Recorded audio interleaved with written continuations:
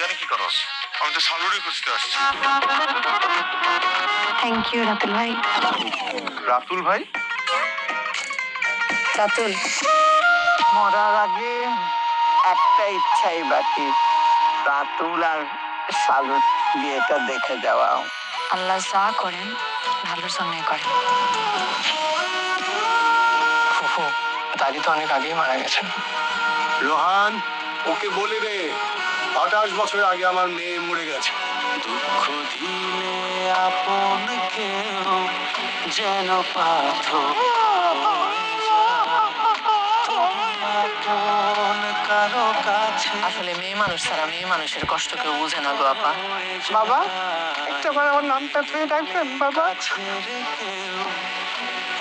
এই প্রথম আজকে আমাকে দেখলেন, একটা বার তো বুকে জয়া নিতে পারতো। আমার আপন ভাই। আপনি ওই জন্য রায়হান কথা বলছি তোর সাথে? পাথরে কি ফুল ফোটে মামা?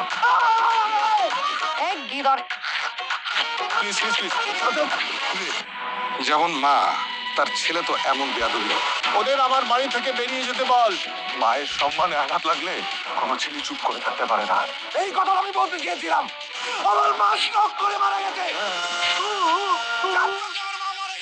তার পরিবারকে এই গ্রামে ঠাঁই দিল।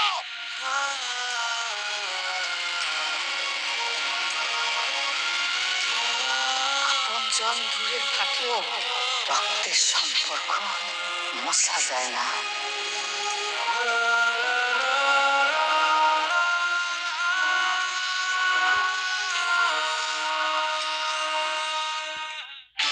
নতুন রিল যার প্রসেস